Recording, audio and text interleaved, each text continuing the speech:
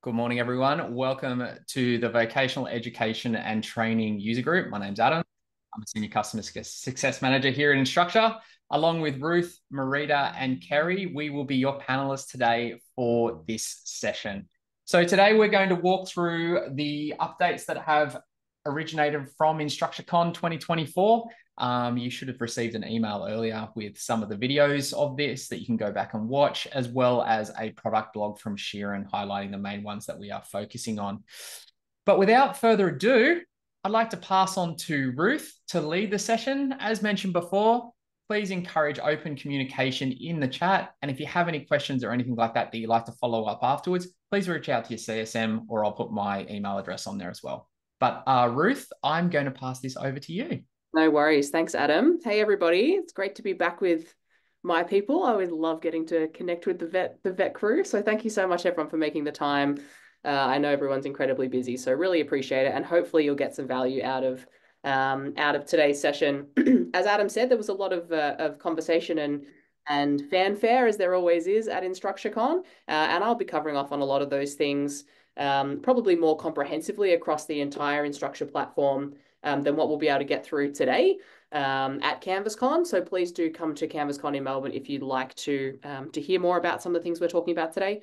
But hopefully the things that I've sort of picked to share and chat a little bit about are going to resonate with each of you, and you'll see some value in at least something that we're talking about today. So it is relatively informal. I always feel safe in this environment, so we will jump right in. And if there are questions, please do ensure you've got an open dialogue. I'm going to do a little bit of demo, which is dangerous. That's not my usual job, so that's how comfortable I feel. All right, first of all, we have a few themes that we're going to kind of cover off on today. Is my screen sharing? Can everyone see that? Yep, great. And so there are a couple of buckets of themes that we're focused on as part of our updates to InstructureCon this year, and I'm going to cover off on 2 out of the 4 of those. So as I said, we'll cover off more holistically at CanvasCon, but for the purpose of today's sessions, a couple of the things that I think are most meaningful really sit in these 2 buckets. And the first of which is around innovation for the teaching and learning experience, and the second is around AI and data and analytics. So we'll talk a little bit about those things.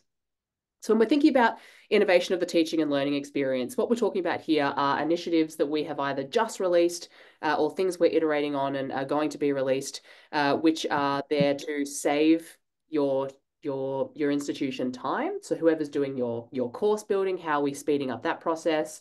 How are we improving the grading and feedback workflows? How are we making it easier for students to understand where they're up to, what they're doing, and what's coming next for them in an engaging and successful sort of environment for their learning. So we're going to jump right in. And the first one I wanted to talk about, we talked about this in our last user group in October last year. I was looking back and seeing this was the last time we chatted about some of these new features. Where offline for mobile was about to be released, and we talked about it last time. And this was released in January this year. So I'm not going to cover off on the core details around this, but the high level here is that we are removing some of the barriers for learning consumption for students specifically. So this is available in the student app for them to be able to consume their learning and continue engaging with their content when they're offline.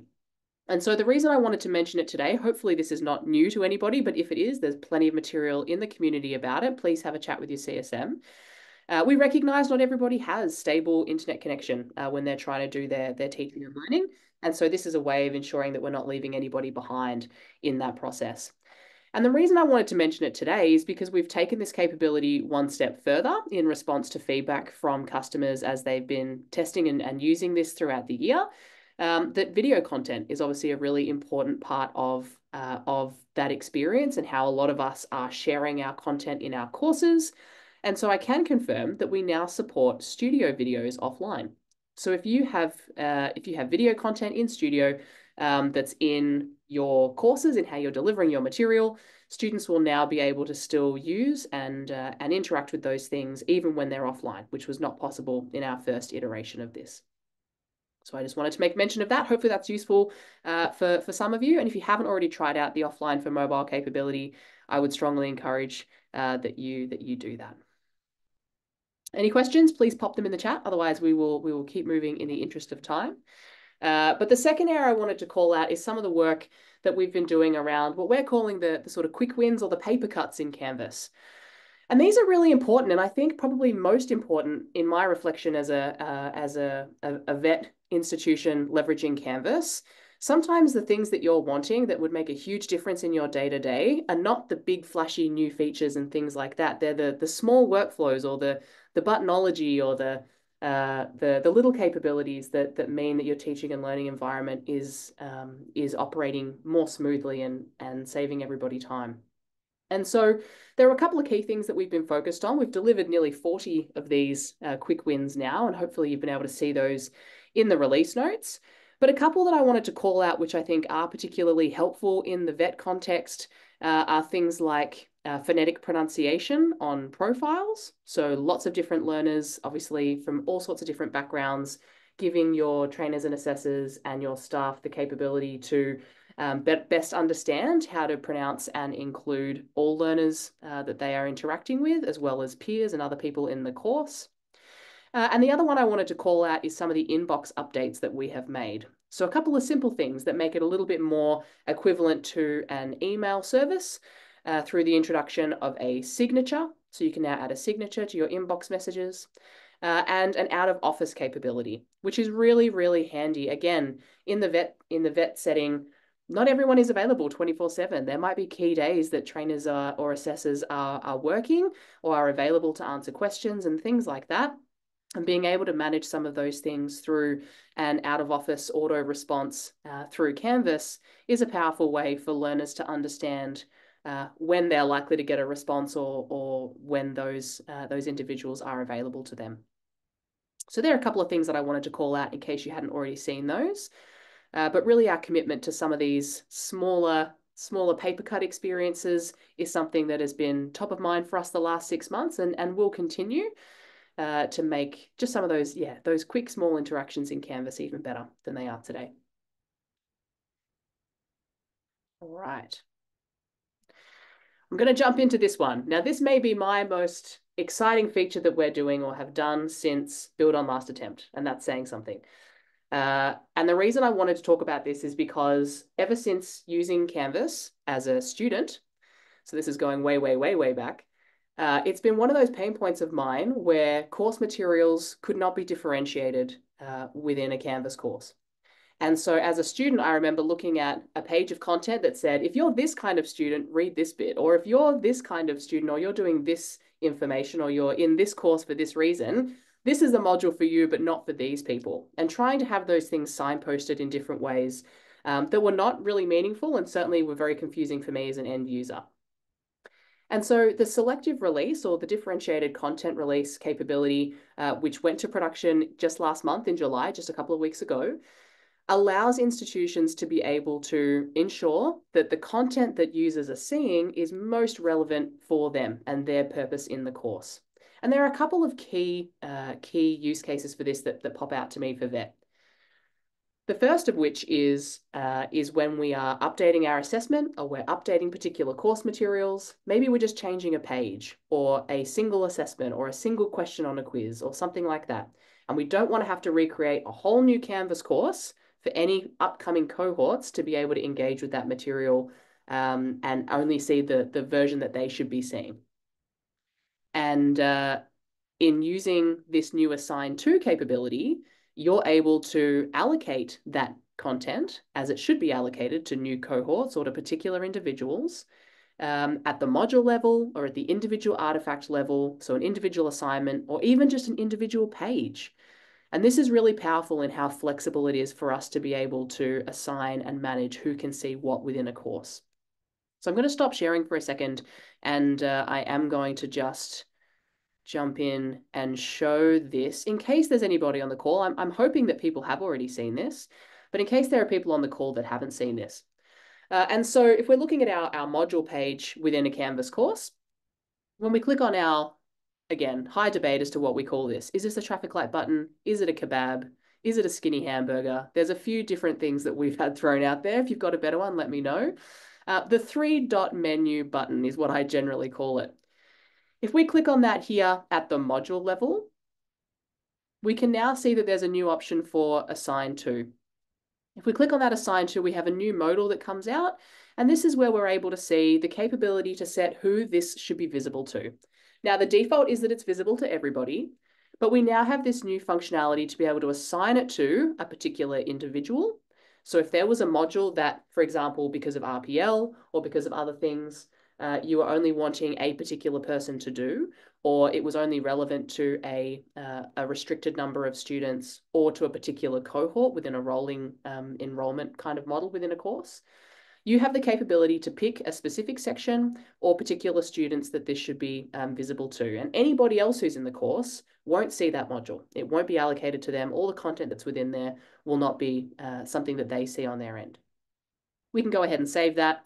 And then we've got this little indicator within the module itself that shows us that this module is allocated to particular people. This is not something everyone's seeing. There is an assignment that's been allocated to that. We can click on that. We can see that information again. We can update it, and we can do those things from there. But we can also now see that same option from an individual artifact page, menu rather.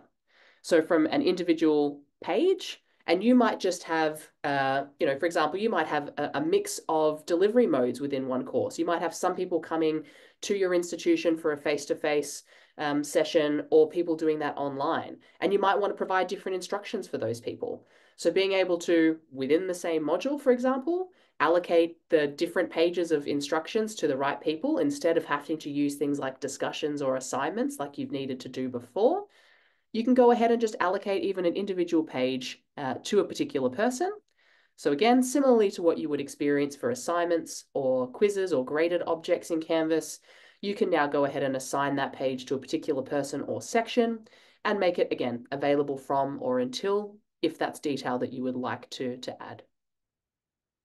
You can do the same for every type of object. So you can do this for a quiz, you can do this for a discussion, an assignment, any of the above.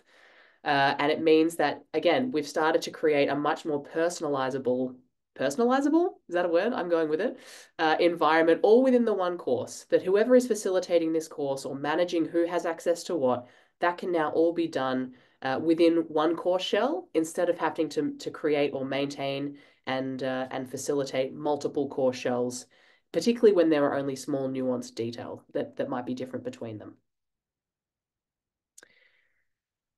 I will double check in the chat because I think that there's been a few questions come up. So let me just see if there's any. Yeah, there has been, Ruth, and they both focus on the same thing. And I was about to write a pretty detailed response, but I'm sure you can answer this far more succinctly. Is it possible to have the option to not assign to? For example, a student has a CT and doesn't need to do that module rather than having to make a new section or having to select every student. Is it just one click? Yes, that's a really good call out. So that is not something at the moment. The default is that everything is visible to everyone unless you kind of override that with the assign to capability. But as this has been released, we are obviously hearing more and more use cases for all sorts of different things that people would love to be able to do with this as we iterate on it. So that's absolutely something that I can take back to the team, and I would encourage you to post that feedback in the community where we've shared detail about this feature as well, so that we can take that under consideration. I think also another thing as well with this particular functionality as well, we are probably bared a little bit by the student information systems and how they actually communicate inside of Canvas, whether you're using some of the big ones like VetTrack or JobReady. This allows you to give a bit more of a tailored learning experience without changing those integrations and making those things. So it's a bit more of an operational safe point. So coming back to the original point, if they're enrolled in that course and they come in this course, it's been implied that they are going to see the course. So it's more of a thing of like, the default should be they should see something versus them not seeing anything because their first experience. So I think you could kind of understand why that workflow exists that way.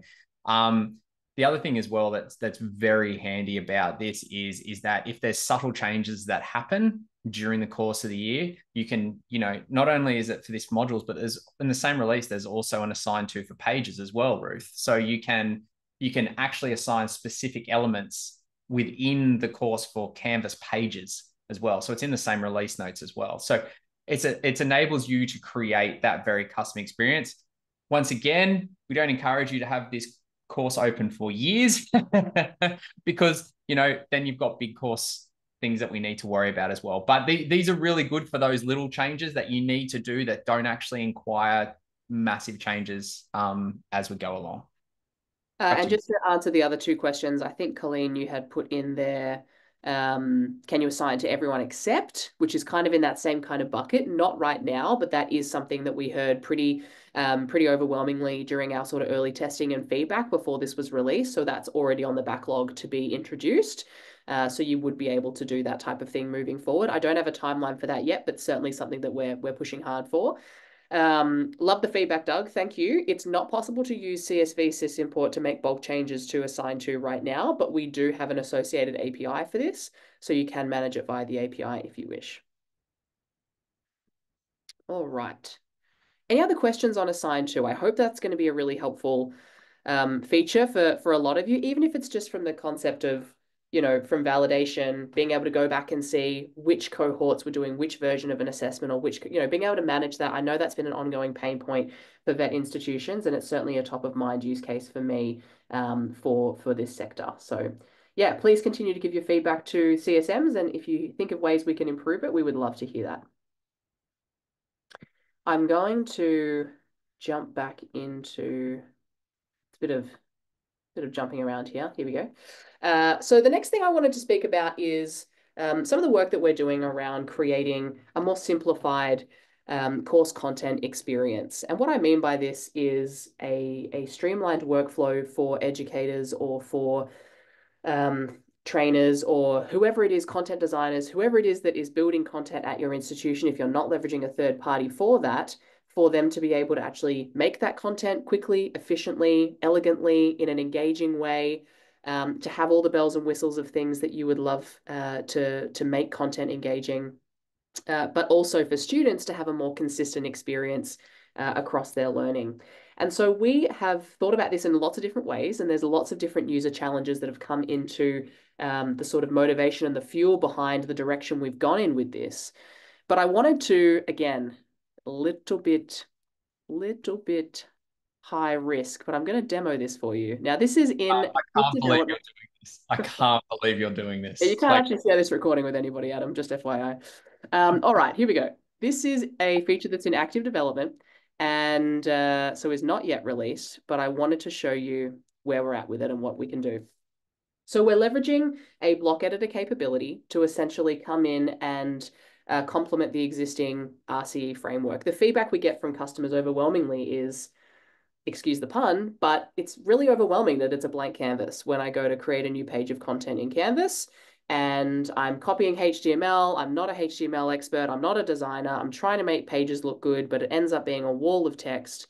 And some of the updates you've made around iconography and drag and drop of images and things like that are great, but they're really not enough for us to kind of create the engaging experience that we're looking for our students. And so moving forward, when this is released, and we are targeting the end of this year for this to be available for all Canvas customers everywhere. So put that one in your calendar.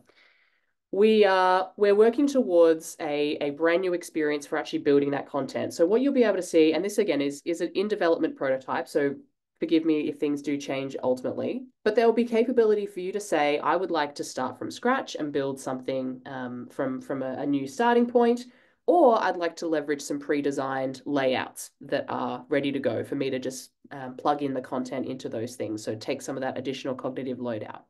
If we go with the start from scratch option for now, instead of actually starting from a blank page, there'll be the capability for you to say, I want to design this myself from the start, but there are some key areas that I would like to have sort of place held for me on the page so that I don't have to create all those elements. They're already there. I can go ahead and do that. Now, one of the objects that I wanted to really call out here is some of these engagement objects. We have overwhelmingly heard from customers that they would like for pages to be more interactive, to be able to have things like quiz questions for knowledge checks, discussion threads, call outs or announcements, things like that embedded within the Canvas pages. And some people are solving for this through things like H5P at the moment or other third-party tools, but wouldn't it be great just to be able to leverage the things you already have in your course to do that? And so you'll be able to start from that point. You'll also be able to select a color palette. And what you can't see on here is that there will be an option for your default theme. So there will be a pre-populated selection of your theme from Canvas. Yes, I'm seeing some, thank goodness, nods. I'll take it.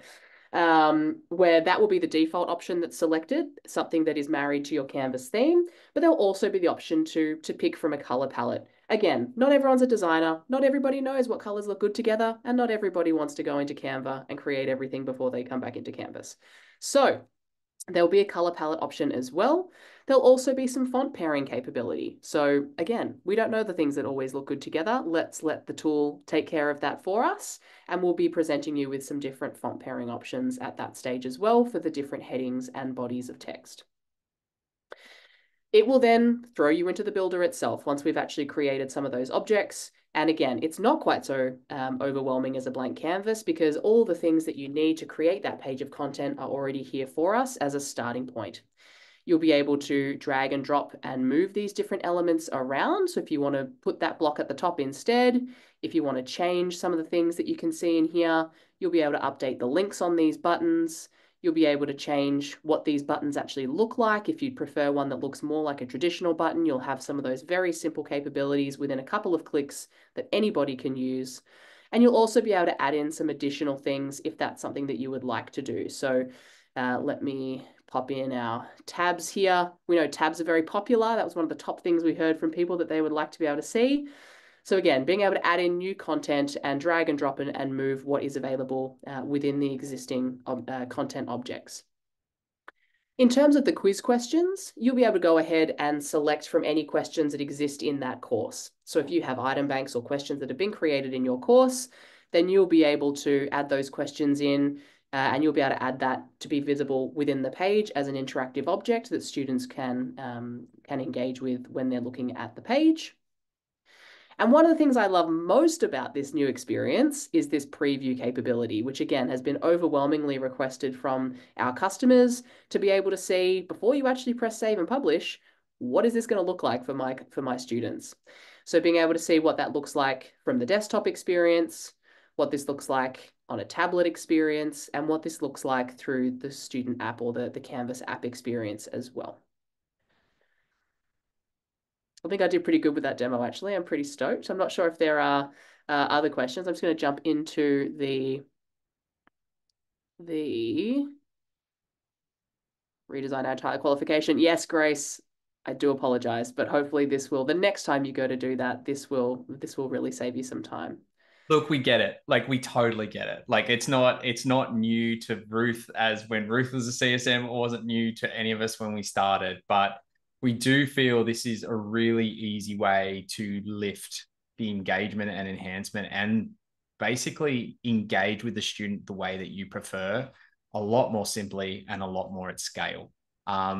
There's going to be some customizations out there that this is not due to reach. We still have other vendors who deal in this space, but this is just a really easy way to bring something to life that has relative consistency across the entire board as well. So yeah, definitely thank you for all your patience. I saw some people getting very excited. I saw some people almost a little bit confused as saying, hey, that doesn't look like anything I've seen before. Yeah, it's definitely a step out of the normal realm of things that we do. So yeah, this will be my ultimate idea that has an impact on how many people use SCORM, but we're going to leave that conversation to another side and another time. I'm not going to step in. That's dangerous. I'm not going to step into that bear trap today. It's too early in the morning in Singapore. I'm not going to do that. So I'll pass back over to you. Very gutsy thing to even think to mention. I will just answer a couple of questions in here around I use HYP, would love to not have to. Me too, Igor. I would love that for you as well. Would there be an extra cost associated to use this feature? Great question, Grace. Pleased to announce this will be available as part of Core Canvas for every customer. So no, there is no additional paid option for the block editing experience. It is just a general uplift for everybody. Will the quizzes show up in the markbook? That's a great question. This is one that we've had. I would like to know the answer. We're in active development. We have a really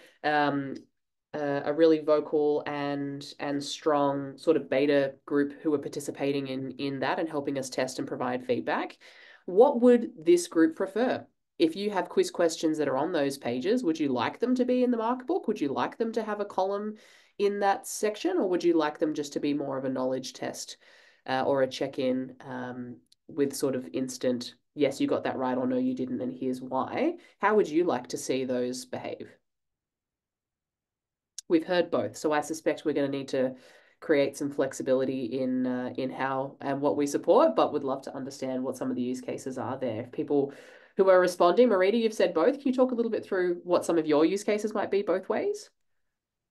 I was thinking, Ruth, it's probably more in and around. So if we've got students that are doing some sort of self-reflection, knowledge check, that kind of thing to be able to move on. So sometimes that validation is nice, but it Yep. also doesn't need to create any white noise Yep. in the mark. The other thing is too that people might be able to break their assessments up a little bit more. So it's not this big, here's your learning, here's your assessment. It might be that once those topics have been covered, that they could actually incrementally add that as they go. So Yep. in which case we'd need both. Yep. Absolutely. Sounds like everyone is all for being able to use it in both ways, which makes a lot of sense. That feature definitely woke everyone up. The chat's just gone crazy. That was good. All right. Excellent. Well, I'll go ahead and reshare my screen. I have a couple of other things to share. Hopefully people can see that. As part of some of the work we're doing around the block editor, we're also exploring the capability of leveraging some AI when it comes to content generation. And so we're aware that this is something that takes users a really long time at the moment to try to write their content or come up with things that are particularly aligned and relevant to particular areas that they're wanting to put into their pages. And so we have seen a lot of behavior where people will go to places like ChatGPT, they'll put in a prompt or they'll put in something, and then they'll ask it to summarize or to fix the grammar or to extend that concept or whatever it is, and then they'll copy and paste and put that back into their Canvas page. And so instead of that convoluted workflow, we're trying to streamline that and make it easier for people to author and create content using AI within Canvas directly. So this is something that is it is in a prototype and feedback section. This is not something we're able to turn around and say, this is going to be available in Canvas at this time. This is something we are testing and we're getting feedback on to see, would this be valuable or not for our customers? And so this is an area that I'd love to get some feedback on from the group.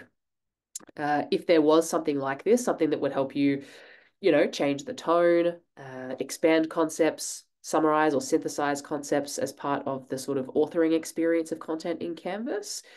Is this something that you would find meaningful at your institution?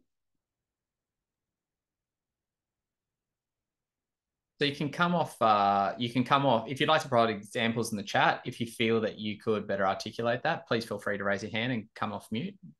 More than happy to hear this feedback. And it's not very often that we get someone like Ruth in the room. So these are the chances to make your voice heard. Lots of people saying definitely or definitively. I would love to understand why, like what your current workflows are or why this would be so helpful for you.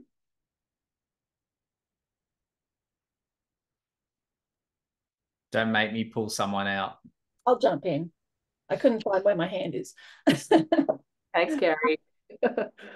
Adam, I think it's something that you probably need to do because it's sort of expected now that tools are going to have this available because it's coming up everywhere. It would need to be done with some caution though, because what I can see is that organizations might just use it to generate content, whack it in and off they go without really checking it properly. And I think that education piece around the caution of how to use it well would need to be in there as well. Absolutely. And something that's like embedded within one of our tools, we can have a little bit more, guidance in that space. Whereas, the reality is people are doing this anyway, whether it's something that we have in Canvas as a native option or it's something that they're doing outside and bringing it back in. We know that this is a practice people are doing, but we do have more, I think, agency to be able to help guide some of that and, it's a difficult line to walk, Kerry, in terms of how much do we say this is best practice when a lot of that is kind of being determined right now. And obviously it's very segment specific. I really appreciate the comments that you've made, Igor, around quality control and, you know, it being very challenging to do this in vet. And that is also very true of curriculum in all segments. So this is certainly something that we're hearing across the board. If you were able to use this to streamline and hopefully save some time in this space, what does the next QA step sort of look like? How would that be assured, or how would that work? Would it be Australian English or US English? It would be in whatever so this is a prototype screenshot from our development team in the US, but it would be in whatever language you've got chosen for your instance. So in all the languages we support for Canvas, that's what would be reflected in the tool. And Marita, you've got your hand up. You can come off mute. Just wondering, Ruth, is this something that's going to be available to learners as well? It's a great question. Also something we'd like to know, and we'd like to understand what your needs and sort of expectations are for that. It's not something that we are planning on in the current scope of this capability. It would be pretty exclusively for content creators from the teaching or course design perspective, but have heard lots of perspectives on that across different use cases. So would love to understand if there is an argument for or against in your mind. Again, they're doing it anyway, aren't they?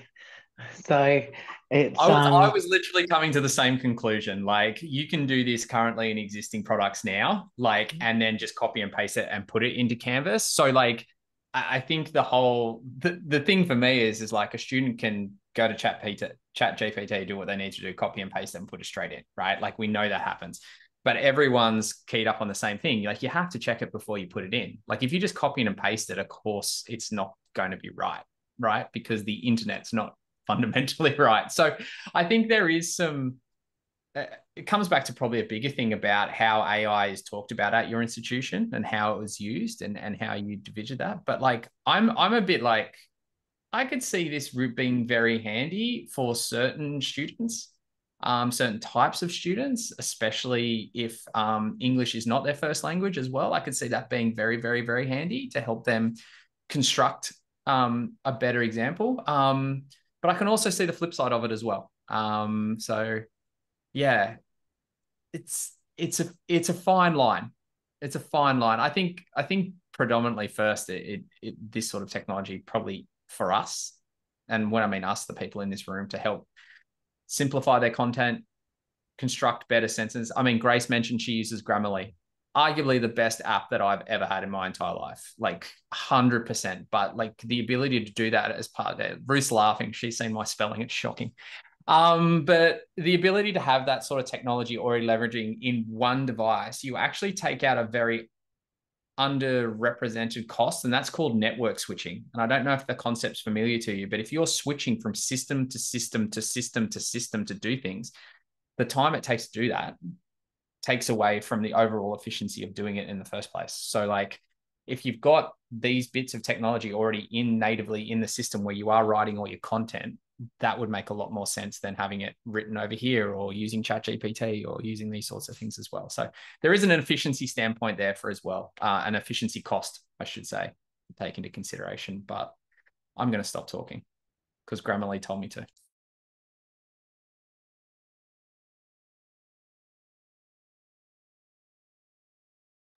Marita, was there anything else that you were wanting to clarify there? Oh, I think I'm really interested in what's in that drop-down box, Ruth. So where it's got the simplify, like, do we know what else the other options might be? Yeah, so it'll be things like change of tone, simplify, extend, or, continue writing, like that idea of, continue on with I'm going to give you a prompt and I want you to kind of expand on that. Yeah. And even that, the different options that may or may not be there are very much up in the air. This is not a predetermined scope to say we will do these three things. It's to say what's most usable and feasible and meaningful for customers. Answering your question, Kerry, could institutions have the options to turn this feature off, on, or turn on? Oh, my goodness, reading. Adam's spelling me, it's reading. The answer is there is no AI that we will put into our products, paid or part of core, that will not be turn-offable or not be, you will need to choose to turn these on if you want to use them. It will be completely at the discretion of the institution to determine through feature flag, and the same way that you can today. If you just want to use it in a particular course or a particular sub-account, you will have that capability to gatekeep that and isolate it to a particular part of your instance or not to use it at all. You will always have the autonomy to make that decision with anything AI related. So, yep. Okay. All right. Hopefully that's answered the key things that were in there on that particular topic. I will go ahead and if you have thoughts about this, if you have ideas about how you'd like this to look, please do reach out to your CSM and share that out. We would love to hear from you. And as I say, it is something that we are exploring. We're not yet at an endpoint of exactly what it's going to look like. We are in active development, and we'd really love that that feedback to help us shape what that might look like. Something else I wanted to call out, which was released in June, was in beta a few months prior to that. But just in case there's anybody who had missed this one, this is something else that I'm incredibly passionate about in terms of the learner experience and how they receive feedback, but also for trainers and assessors and their ability to provide feedback in ways that make sense for them and giving them as much flexibility as possible in how they do that. And so within SpeedGrader, we've been able to do text-based comments or feedback. We're able to do audio. We're able to do video. But we haven't been able to do screen capture. So being able to simply capture what's on your screen, maybe looking at the submission the student has done or using a different tab from your device to be able to offer as feedback to the student to help them understand the context of the feedback that you're giving and make that a lot more meaningful and personable to them. And so this is something that leverages studio capabilities, but you do not have to be a studio subscriber to use this. This is something that's available to any Canvas customer, regardless of whether or not you have studio. But it just adds another dimension to feedback in making sure that there are more options for trainers and assessors and individuals providing feedback to be able to do that in a way that's meaningful to the learner and also aligns with their preferences in terms of how they go about doing that. I think this is the hero. Yeah, this is one of my favorite features. I'm super happy about this, and particularly when you think about, there might be practical submissions, there might be video-based submissions, or there might be huge documents or whatever it is. It can be very hard in written feedback or just verbal feedback to describe the area of the submission that you're talking about when you're giving particular feedback, or you just want to show them on the video that they've done, play the video of their submission and actually describe your feedback as you're going through the submission so they can see exactly what it is that you're talking about with all the context that you have. So I think it's really powerful. We've gotten great feedback from people who are already using this, but I think there are lots of people who are not aware that this is an option. So I really wanted to call it out and make sure that there was awareness of that within the group. Are there any questions about this? I thought Marita was going to say something. I was going to say, we don't have any questions, but I can't tell you the giant increase in teachers actually using verbal feedback. So before they could do it and they always thought it was a bit weird. We also had a number of teachers that would record it using things like Snagit or something and then uploading a file, which was always difficult to manage. But we're talking tradies on their mobile phone showing that it's huge in our space. It's really great feedback.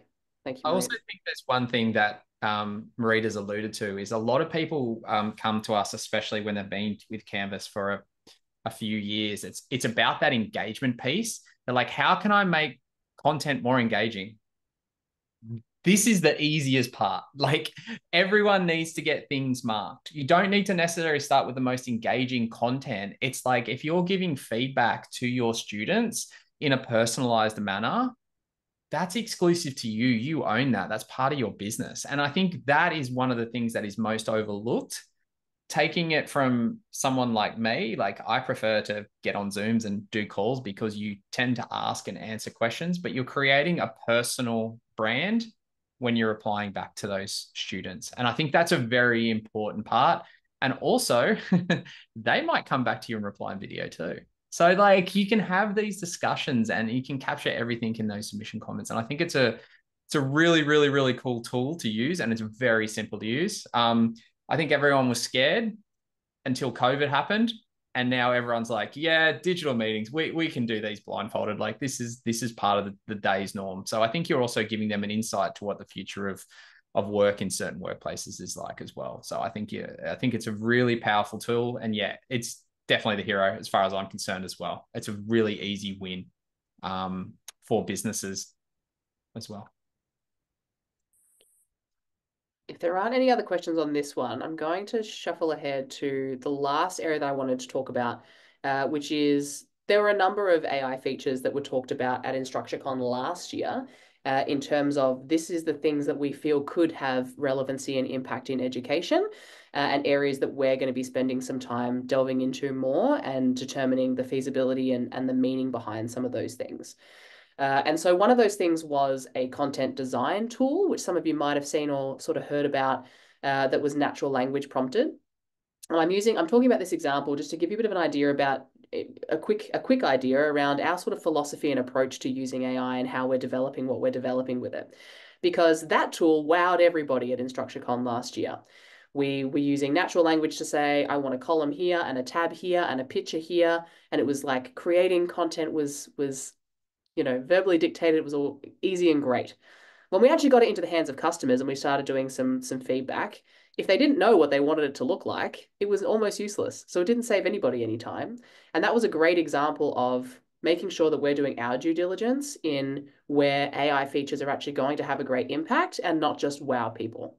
And that's been our approach with everything when it comes to leveraging AI. And so when we think about, we kind of put that in the bin and we said, let's spend our time and resources on things we know are going to make an impact and we see are better bets than that thing was. And one of those key areas, there were a few things that were announced at InstructureCon, but one of the key areas that has been most top of mind and talked about has been our smart search capability. And this really does lean into that ease of use, navigation, the end user experience when they know a topic or a word or something has been covered at some point in their course or their qualification or their modules, however it is that you're creating and designing your courses or their unit. But they don't know where. They don't know which page it was on or which module it was in. And so being able to come and just have a very simple semantic search. So they don't have to use exact keywords. It doesn't, if they spell it incorrectly, if it's kind of right but not quite right, if they put a name of a tool and they actually meant something else, or they say guitar and they meant violin, whatever it is, it's smart enough to know what it is they think that they were looking for and provide them with the options semantically that are relevant to that. And so this is at a course level at the moment. This is available as of July for everybody. You can go ahead and turn this on and use this today if you're wanting to do that. It is a feature option, so it's not on by default. You need to nominate to turn it on and use it if you like. But we do have these nutrition labels available in the community with any of our AI features so that you have the key information that you need to make the safe decisions around what you are or aren't going to do with AI and how we have built this tool so that you're fully informed around that. But it means that students and teachers, it's not just for students, any end user is able to come in and leverage this, and they're given all the information that might be relevant to that particular search. It's saving lots and lots of time. It's been a top request from customers for many years to be able to have a search capability. And so we are really excited about the release of this and the power that that's having for our end users. We have heard lots of people ask for this to be an account-wide option. Search across all of my courses for these things. And at the moment, in terms of the modeling and how the AI is working, that is something that we're not supporting today. This is in a course, within a course search, but that may be something that we look to extend it to in the future based on feedback from customers. So I'm keen to ensure if there are any questions about that we... Yeah, I love the nutrition facts. I'm glad you're finding that helpful. That's also, they're available not only for all of our AI features, but everything that's on our emerging AI marketplace. Every partner that we're working with that has to abide by our same AI sort of pillars in use and safe use. They all have the same nutrition facts. So you can see that detail about both the partners we're working with and the AI that we're developing as well.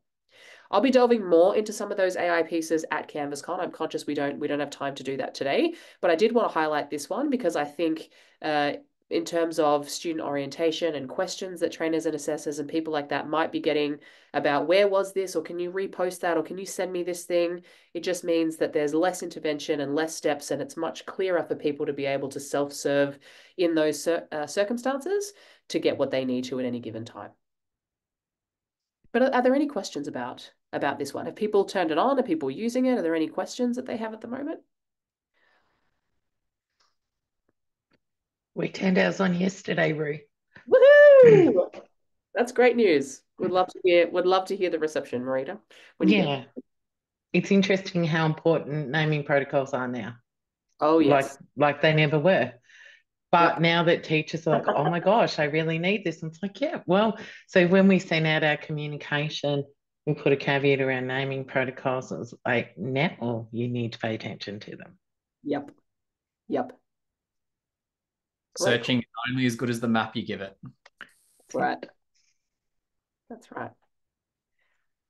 All right, well, I'm conscious of time. I know, Adam, you wanted to chat a little bit more about CanvasCon and what's sort of coming up for the vet community there. So I'll stop sharing. But again, just want to reiterate my appreciation for everybody's time and participation today. And I'm really looking forward to seeing many of you, hopefully, face-to-face in a couple of weeks. Thank you very much, Ruth. Round of applause for Ruth, please. Very, very, very awesome to have Ruth represent us in APAC, and especially with her knowledge of vet. Things that are said to product are just said almost subliminally, which is absolutely incredible. And I can't believe I pronounced that word correctly. So there you go. So a little bit more about what we're going to do from here moving forward. As we all know, we've had some pretty good wins over in the last 12 months about features that we've launched that have originated from inside APAC, and obviously also originated from inside this particular group here. So one of the things that we are going to do at CanvasCon, so for those of you that are attending, we are actually going to do something a little bit different. Myself and Sai, I don't know if you've met him, but Sai is also another CSM that works in the same space as me. We'll be running a round table at CanvasCon where we're actually going to sit down with all of you and we're going to brainstorm. We're going to go through product insights. We're going to say, what are your pain points? What are your good points? What is this? And we're going to put you together in groups of like-sized customers and like-sized markets, because what we ultimately want to do is we're going to use this as a product insight session. Now, the reason why we chose to do it at CanvasCon was face-to-face. It's a little bit easier for us to understand, a little bit easier for us to work through. Wait, Ruth's going to correct me on something. I just know it. No, not going to correct you. I just thought very quickly I might just add a teeny tiny bit of color commentary about what this looks like in terms of a global setting. So a big part of my role is to make sure that our markets and our segments everywhere around the world are considered and represented in how we're prioritizing what we put into the product and the development that we're moving forward with.